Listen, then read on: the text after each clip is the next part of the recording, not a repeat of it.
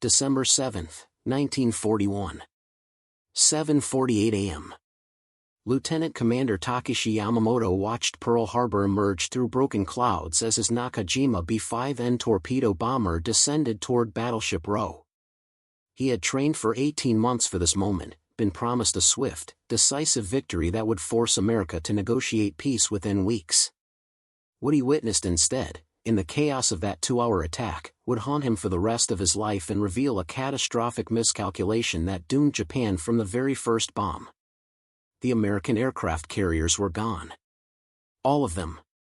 For Lieutenant Commander Yamamoto and the 2,403 Japanese pilots, bombardiers, and crew members who participated in Operation Z, the surprise attack on Pearl Harbor, the moment of triumph lasted exactly 7 minutes. That's how long it took for the initial wave to realize their primary targets had vanished, leaving them to attack what military strategists would later call yesterday's Navy while America's real striking power sailed safely beyond the horizon. According to declassified Imperial Japanese Navy records housed at the National Institute for Defense Studies in Tokyo, the attack plan developed by Admiral Isoroku Yamamoto and refined by Commander Minoru Genda identified 3 critical objectives, listed in order of priority: destroy American aircraft carriers, eliminate battleship fleet, neutralize airfield capabilities. The entire strategic framework depended on achieving the first objective. Without it, everything else became tactically meaningless. What actually happened exposed an intelligence failure of staggering proportions. Captain Mitsuo Fukuda, air commander of the first wave, recorded in his flight log, now preserved at the Yasukuni Shrine War History Museum, his shock upon reaching the target area, 0748 hours. Pearl Harbor visible. Scanning for primary targets. Enterprise, not present. Lexington, not present. Saratoga, not present. All 3 carriers absent from harbor. This was not in any briefing scenario. This was not considered possible.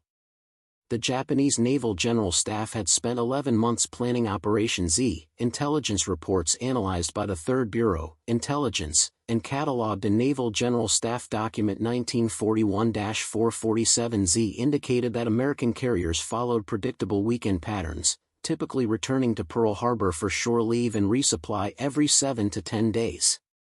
The attack was deliberately scheduled for a Sunday morning when maximum forces would be concentrated in port. Yet through a combination of routine operational scheduling and sheer chance, all 3 Pacific Fleet carriers were at sea on December 7. USS Enterprise was returning from Wake Island. USS Lexington was ferrying aircraft to Midway. USS Saratoga was in San Diego completing a refit. The Japanese had attacked at precisely the moment their primary targets were most dispersed. Lieutenant Zenji Abe, a dive bomber pilot in the second wave, described his realization in a memoir published in 1956 titled The Clouds Above Pearl, when Captain Fukuda's voice came over the radio reporting Tora. Tora! Tora! The code for successful surprise, we cheered. We were heroes. But within minutes, the follow-up transmission reached U.S., no carriers present. Repeat, no carriers present. The cheering stopped. Every pilot understood instantly. We had thrown away strategic surprise, our single most valuable asset, on secondary targets. We had awakened a sleeping giant and given it time to prepare. The tactical execution proved flawless. Japanese forces sank or damaged 8 battleships, destroyed 188 aircraft, killed 2,403 Americans, and accomplished their immediate military objectives with remarkable precision. By every measurable standard visible in the moment, Operation Z succeeded brilliantly. But the pilots who flew those missions, the ones who saw what they had actually hit versus what they had missed, understood something their commanders in Tokyo did not yet grasp: they had won a battle while losing the war. According to post-strike damage assessment reports compiled by Commander Genda and filed as Document Strike Report 419 in Naval Archives, the material destruction broke down as follows: battleships sunk or heavily damaged, 8, aircraft carriers destroyed, 0, fuel storage facilities targeted, 0, submarine base attacked, 0, ship repair facilities bombed, 0, naval headquarters struck, 0. Flight Petty Officer Juzo Mori, a bomber crewman from the carrier Hiryu, kept a personal diary that was later donated to the Kure Maritime Museum. His entry from December 7 captures the growing unease among attack crews. We destroyed old battleships sitting in neat rows like targets in training exercises. But where were the carriers? Where was the real fleet? Commander Fukuda called off the third wave. Fuel concerns, he said. But I heard the real reason whispered among the pilots. We had already hit everything worth hitting, and the valuable targets had escaped. We flew home as heroes, but I felt we had missed something crucial. The revelation of American industrial capacity began during the return flight. As Japanese aircraft regrouped for the journey back to their carriers, pilots noticed something that didn't appear in any intelligence briefing: the sheer scale of Pearl Harbor's infrastructure. Lieutenant Commander Yamamoto, flying his torpedo bomber back toward the carrier Nakajima, recorded his observations in an after-action report preserved at the Japanese National Archives. During return flight, observed harbor facilities more thoroughly than during attack approach. Dry docks, at least 6, possibly more. Fuel storage, massive tank farms on both shores, completely untouched.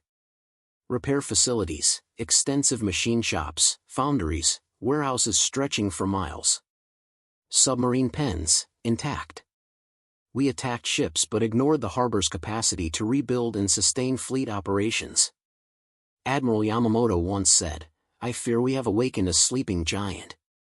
Seeing this industrial capacity, I understand his concern. The Japanese intelligence apparatus had catastrophically underestimated American resolve and capability. Training materials prepared by naval intelligence and distributed to attack crews in November 1941, excerpts preserved in the Gordon W. Prang collection at the University of Maryland, described Americans as materialistic, individualistic, lacking in martial spirit and unwilling to accept casualties for abstract principles.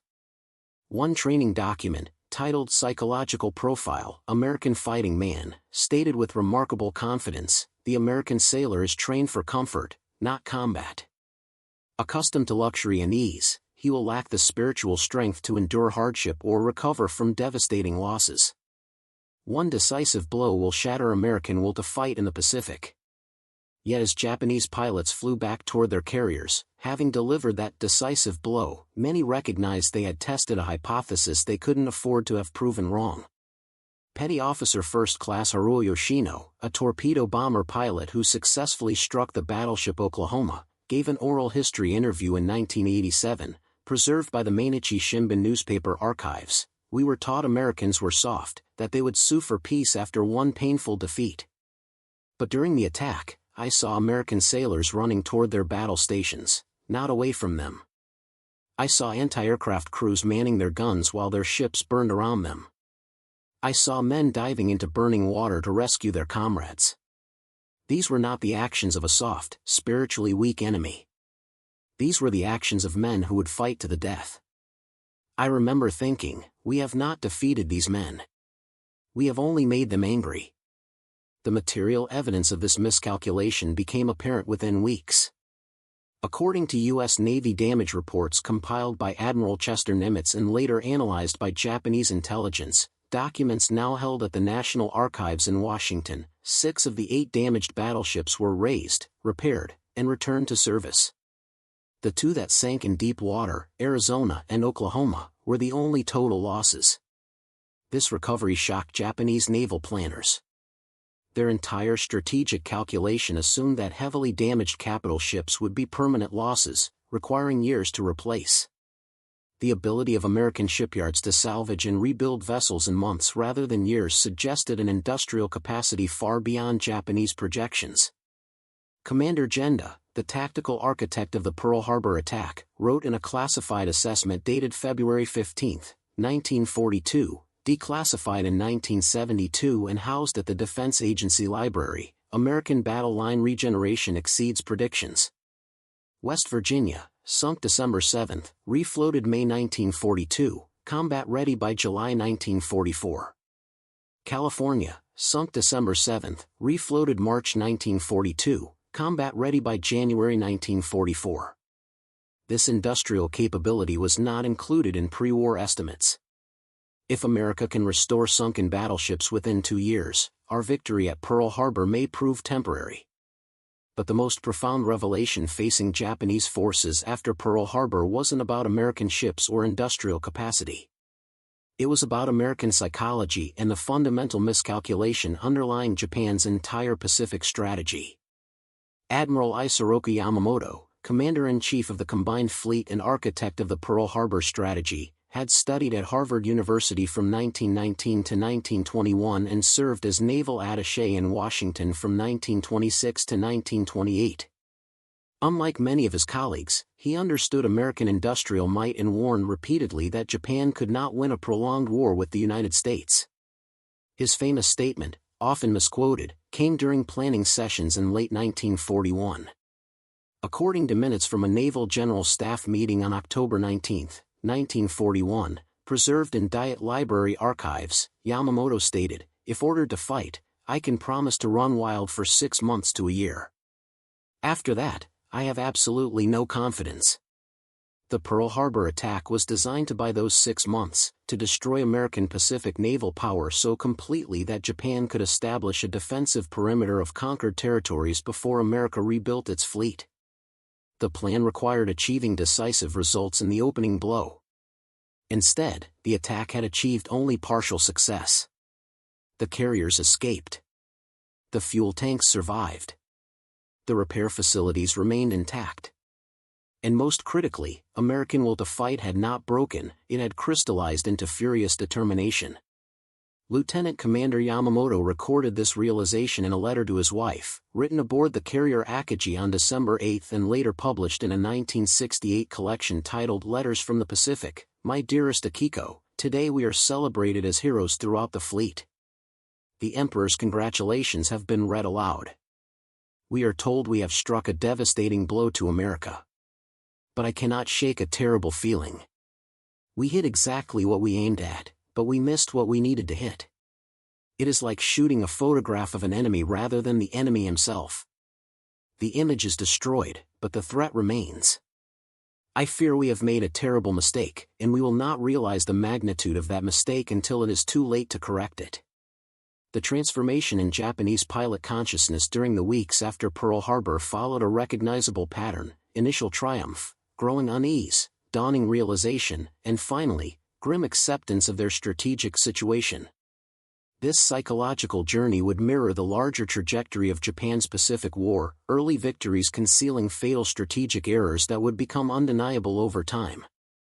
Among the attack force were observers whose role was not to drop bombs but to document, analyze, and report. These intelligence officers and senior staff watched the battle unfold with a more strategic perspective than the pilots focused on their immediate targets. What they observed during those 2 hours would form the basis of after-action reports that painted a far less triumphant picture than the public celebrations suggested. Commander Shigeru Murata, senior torpedo squadron leader from the carrier Nakajima, coordinated the devastating attacks on Battleship Row. According to his combat report filed on December 9 and preserved at the Maritime Self-Defense Force archives in Yokosuka, his immediate concern wasn't what they had destroyed but what remained operational. Torpedo attacks achieved 80% success rate against battleship targets. However, critical infrastructure observation reveals the following survivable assets: 4 dry docks operational, fuel tank farms intact estimated at 4.5 million barrels, submarine facilities undamaged, communications center functioning. Enemy capability to sustain fleet operations compromised but not eliminated. Carrier absence represents significant tactical limitation of achieved results. The intelligence officers aboard the Japanese carriers spent the return voyage compiling comprehensive damage assessments. These reports, cross-referenced with pre-attack surveillance photographs and post-strike reconnaissance, revealed patterns that contradicted the narrative of total victory being broadcast throughout the fleet. Lieutenant Takeshi Yamamoto, intelligence analyst assigned to the carrier Soryu, maintained detailed logs that were later incorporated into the official Naval War College analysis of the Pearl Harbor operation. His entry from December 8, 1941 reflects the emerging concerns. Photographic analysis of strike results shows concentrated damage to Battleship Row, as intended. However, comparison with pre-strike intelligence photographs reveals several critical discrepancies. The 3 carrier berths identified in reconnaissance photos dated December 2 show no vessels present during attack. This suggests either spontaneous operational deployment or potential intelligence compromise. Either scenario represents planning failure. Additionally, noting the vast oil storage capacity visible in post-strike imagery. These tanks, totaling an estimated 4.5 million barrels, were never designated as targets despite representing months of American fuel reserves. One incendiary attack on these facilities would have inflicted more strategic damage than sinking the entire battleship line. The mathematics of the attack became increasingly troubling as analysts reviewed the results. Japan had committed 6 aircraft carriers, fully 1/3 of its carrier fleet, to the operation. They had expended 350 aircraft in 2 waves, lost 29 planes, and sacrificed their single greatest strategic asset, total surprise. In exchange, they had sunk or damaged 8 battleships, 3 cruisers, 3 destroyers, and destroyed 188 aircraft. Impressive numbers on paper.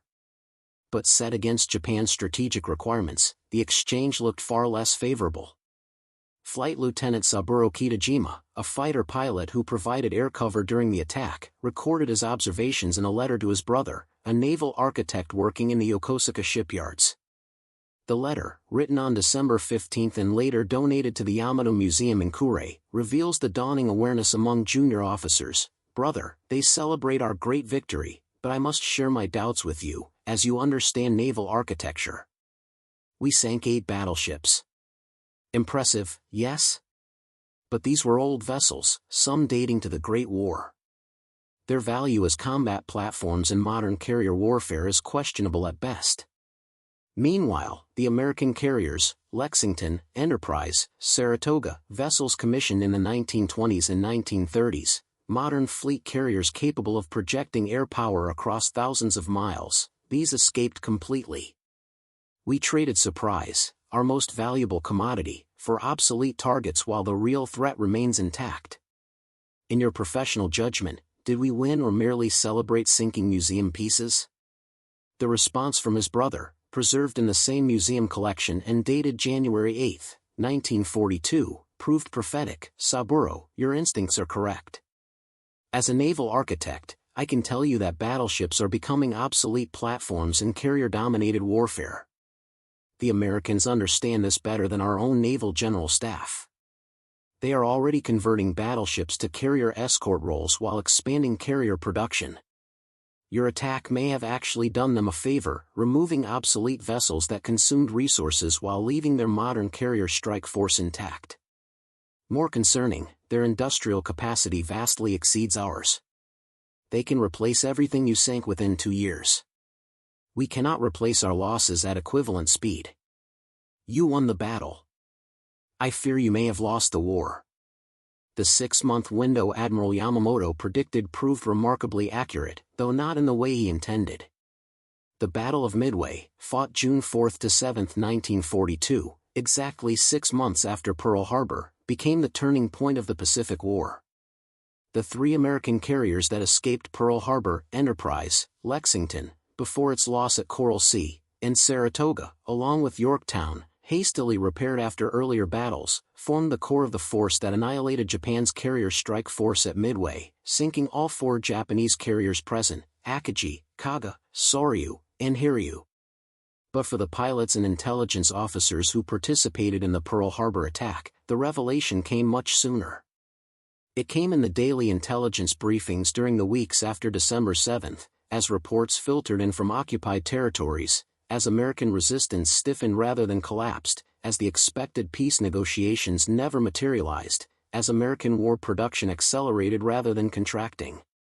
By March 1942, according to fleet intelligence summaries compiled by the Combined Fleet Intelligence Section and archived at the National Institute for Defense Studies, the strategic picture had shifted dramatically from the optimistic projections of December.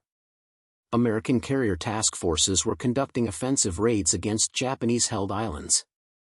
American submarines were interdicting Japanese supply lines with increasing effectiveness. American aircraft production was accelerating beyond Japanese estimates. And most troublingly, American public opinion showed no signs of the demoralization Japanese planners had predicted. Flight Petty Officer Mori, who had questioned the mission's success in his diary entry on December 7, wrote a follow-up assessment on February 20, 1942, after participating in raids on Darwin, Australia, 3 months since Pearl Harbor. The strategic situation deteriorates daily. Intelligence briefings now acknowledge what we suspected in December: the carriers that escaped Pearl Harbor are hunting us. Enterprise raided the Marshall Islands. Lexington struck at Rabaul. These are not the actions of a defeated enemy negotiating peace. These are offensive operations by an enemy gaining confidence. We were told Pearl Harbor would break American will to fight. Instead, their recruiting stations overflow with volunteers. Their factories convert to war production at rates our intelligence analysts initially dismissed as impossible. We bought 6 months with our surprise attack. We are now in month 3, and the Americans are already counterattacking. What happens when the 6 months expire? The psychological impact on the Pearl Harbor attack force grew more pronounced as the war progressed. These men had been told they were delivering a decisive blow that would end the war on favorable terms. Instead, they had inaugurated a conflict that would consume Japan completely. Lieutenant Zenji Abe, the dive bomber pilot whose concerns about missing the carriers had been dismissed, attempted to formalize his observations in a comprehensive report submitted to Combined Fleet Headquarters in April 1942. The document, titled Strategic Reassessment, Pearl Harbor Results versus Requirements, ran to 47 pages and included detailed analysis of what the attack had accomplished versus what Japan's strategic situation required. According to copies of this report preserved at the Defense Agency Library and later analyzed in the 1975 study Intelligence Failures in the Pacific War, Abe argued that the Pearl Harbor attack had achieved 4 tactical successes but 3 strategic failures. The successes: surprise achieved, battleship fleet neutralized, psychological impact on American civilians, demonstration of carrier aviation capabilities. The failures: carrier fleet escaped intact, critical infrastructure survived, American resolve strengthened rather than weakened. His conclusion proved remarkably prescient: we face a fundamental problem. We attacked Pearl Harbor to create a defensive perimeter and force American acceptance of Japan's co-prosperity sphere. But we failed to inflict sufficient damage to prevent American counterattacks during the critical 6-month window when our advantages were greatest. The carriers we missed at Pearl Harbor are now hunting our fleet. The oil tanks we failed to destroy continue fueling their operations. The repair facilities we ignored are salvaging the ships we thought we had sunk. We won a tactical victory that is proving to be a strategic defeat. Unless we can destroy American carrier capability in a decisive engagement within the next 3 months, the war will turn irrevocably against us. Abe's report was acknowledged but generated no substantive response. The official narrative of Pearl Harbor as a brilliant success had become institutionalized. To question that narrative was to question the entire strategic direction of the war effort, something few officers were willing to do publicly. But privately, among the pilots and crew members who had flown the mission, doubts continued to grow. These doubts manifested in letters home, in diary entries, in conversations among trusted colleagues. The men who had been celebrated as heroes increasingly found themselves wondering whether they had won anything meaningful at all. The most damning evidence came not from Japanese analysis but from American responses. In January 1942, the U.S. Navy conducted a comprehensive assessment of Pearl Harbor damages and repair requirements. This report, captured by Japanese intelligence agents in Manila in March 1942 and translated as Document INT 421, revealed information that shocked those Japanese officers who read it. The report confirmed that of the 8 battleships damaged or sunk, 6 would return to service. USS West Virginia, expected return to service, July 1944. USS California, expected return to service, January 1944. USS Tennessee, minor damage, return to service March 1942. USS Maryland, minor damage, returned to service February 1942. USS Pennsylvania, minor damage, returned to service March 1942. USS Nevada, moderate damage, returned to service December 1942. Only Arizona and Oklahoma were listed as total losses. And even more troubling for Japanese strategists, the report noted that the loss of these older battleships was regrettable but not strategically critical, since future Pacific naval operations will be carrier-centric, rendering battleship losses of secondary importance to overall fleet combat capability. The Americans understood their own strategic situation better than Japanese intelligence had predicted. They knew battleships were becoming obsolete. They knew carriers represented the future of naval warfare. And they were already adapting their strategy accordingly, even as they publicly mourned the losses at Pearl Harbor. Lieutenant Commander Takeshi Yamamoto, whose observations during the return flight had captured the scale of American infrastructure, compiled these intelligence findings into a presentation delivered to squadron leaders aboard the Nakajima in May 1942, just weeks before the Battle of Midway. According to notes from that briefing preserved at the Kure Maritime Museum, Yamamoto's conclusion was stark: "We attacked Pearl Harbor believing we were neutralizing American Pacific naval power for at least 2 years. We now know this assessment was incorrect. Within 6 months, American carrier capability will equal our own. Within 12 months, American carrier superiority will be established. Within 18 months, American carrier superiority will be overwhelming. The window we attempted to create through the Pearl Harbor attack is closing far faster than strategic planning anticipated. We must achieve decisive victory at Midway or accept that the Pacific War will become a contest of industrial attrition we cannot win." 3 weeks later, at Midway, the 4 Japanese carriers that had launched the Pearl Harbor attack, Akagi, Kaga, Soryu, and Hiryu, were sent to the bottom of the Pacific by the American carriers that had escaped destruction on December 7, 1941. The revelation was complete. The strategic gamble had failed. The war Japan hoped to end with one decisive blow would now be decided through the sustained industrial and military power that Admiral Yamamoto had warned Japan could not match. For the men who flew the Pearl Harbor mission and survived the war, the psychological burden proved enduring. They had achieved tactical perfection in service of strategic failure. They had won a battle that sealed their ultimate defeat. They had struck a blow that united their enemy rather than breaking its will. In the decades after the war, several Pearl Harbor veterans published memoirs, gave interviews, or donated personal papers to archives. A consistent theme emerged: the immediate euphoria of December 7 gave way within weeks to growing unease, and within months to grim realization that they had accomplished something far different from what they had been promised. June 5, 1942. Commander Takeshi Yamamoto watched 4 carriers burn at Midway, the same ships that launched Pearl Harbor. 6 months after their great victory, Japan's carrier fleet was annihilated by the American carriers they'd missed. The revelation was complete: they hadn't won anything. Returning pilots faced devastating truth. Lieutenant Zenji Abe's diary, June 7, "Everything we feared in December has occurred. The carriers we failed to sink destroyed us. Our 6-month window is closed. We are finished." Post-war, survivors carried impossible burdens.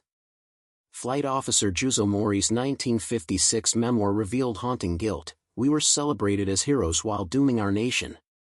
We hit battleships, missed carriers, and lost the war in 2 hours. Families rejected them."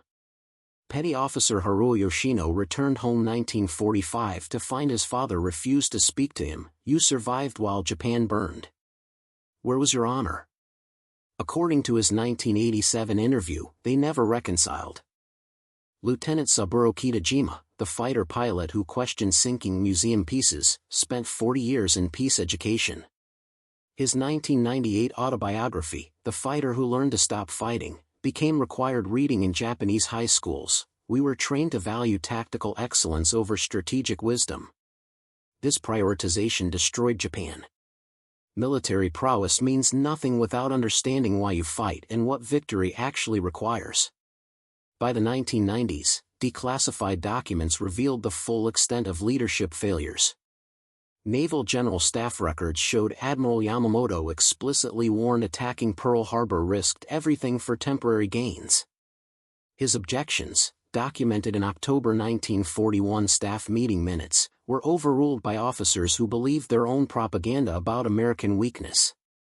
The tragic irony became clear. Japan's military leadership understood Pearl Harbor was strategically insufficient but proceeded anyway, constrained by political pressure and institutional momentum. The pilots who executed the mission perfectly were victims of strategic decisions made by leaders who knew better. Private correspondence revealed this awareness. A letter from Admiral Yamamoto to Navy Minister Shigetaro Shimada, dated November 15, 1941 and declassified in 1995, stated bluntly, "If ordered to attack Pearl Harbor, I will execute the mission flawlessly. But I must state clearly, this attack will not achieve the strategic objectives required for victory. We will awaken America, unite their people, and provoke the industrial war we cannot win. I recommend against this operation in the strongest possible terms." His recommendations were ignored. The attack proceeded. And everything Yamamoto predicted occurred exactly as he warned. For the men who flew the mission, learning decades later that their commanders knew the strategic situation was hopeless added another layer of betrayal. They had risked everything, lost comrades, carried guilt for decades, all in service of an operation their own leadership understood was strategically inadequate. Flight Officer Mori, who survived the war and lived until 2001, gave his final interview in 1999 at age 87. His words, preserved at the Mainichi Shimbun archives, capture the enduring pain. "We were young. We believed what we were told. We executed our mission perfectly. And we destroyed our country. Now I learn Admiral Yamamoto knew it was futile. We were sacrificed to save face for politicians who couldn't admit they'd led Japan into an unwinnable war. This is the cruelest revelation, that our sacrifice was meaningless even to those who ordered it." The transformation these men underwent, from celebrated heroes to haunted survivors carrying knowledge of strategic catastrophe, shaped Japan's post-war consciousness in subtle but profound ways.